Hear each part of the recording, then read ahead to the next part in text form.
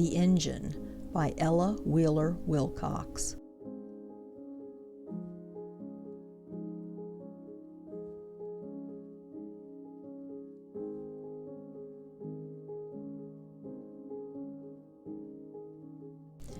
Into the gloom of the deep dark night, with panting breath and a startled scream, swift as a bird in sudden flight darts this creature of steel and steam. Awful dangers are lurking nigh, rocks and chasms are near the track, but straight by the light of its great white eye it speeds through the shadows, dense and black.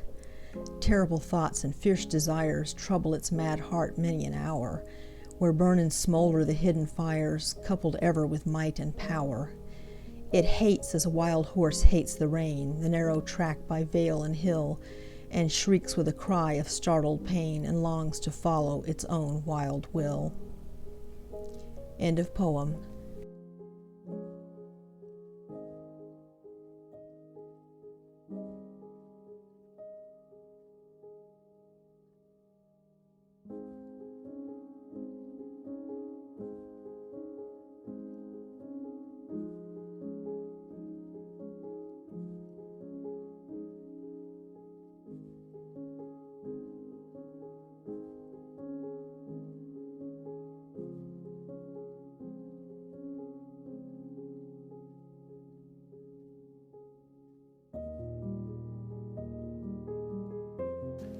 The Female of the Species by Rudyard Kipling.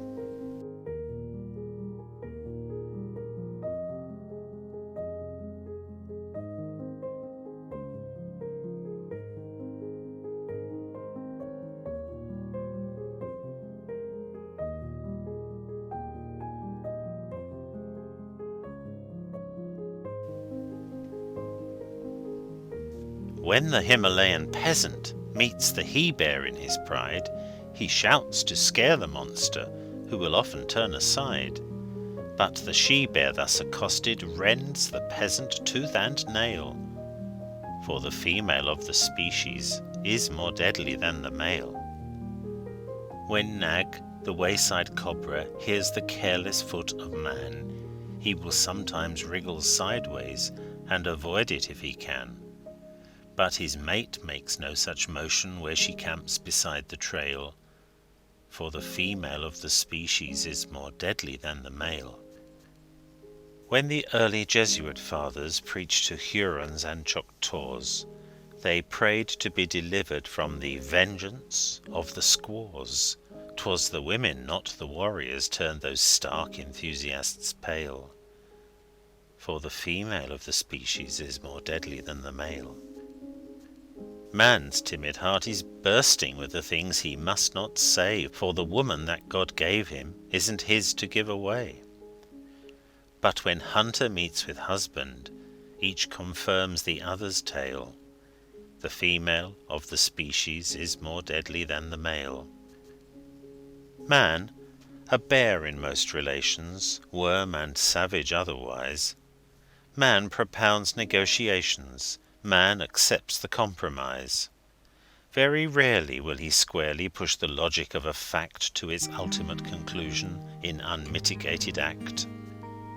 Fear or foolishness impels him, ere he lay the wicked low, to concede some form of trial, even to his fiercest foe. Mirth obscene diverts his anger. Doubt and pity oft perplex him in dealing with an issue, to the scandal of the sex. But the woman that God gave him, every fibre of her frame proves her launched for one sole issue, armed and engined for the same, and to serve that single issue, lest the generations fail, the female of the species must be deadlier than the male. She who faces death by torture for each life beneath her breast may not deal in doubt or pity, must not swerve for fact or jest. These be purely male diversions, not in these her honour dwells. She, the other law we live by, is that law and nothing else. She can bring no more to living than the powers that made her great, as the mother of the infant and the mistress of the mate. And when babe and man are lacking, and she strides unclaimed to claim her right as femme and barren, her equipment is the same. She is wedded to convictions, in default of grosser ties. Her contentions are her children, heaven help him who denies. He will meet no cold discussion, but the instant, white-hot, wild, wakened female of the species warring as for spouse and child. Unprovoked and awful charges, even so the she-bear fights, speech that drips, corrodes and poisons, even so the cobra bites. Scientific vivisection of one nerve till it is raw, and the victim writhes with anguish, like the Jesuit with the squaw. So it comes that man, the coward, when he gathers to confer with his fellow braves in council, dare not leave a place for her, where, at war with life and conscience, he uplifts his erring hands to some god of abstract justice, which no woman understands.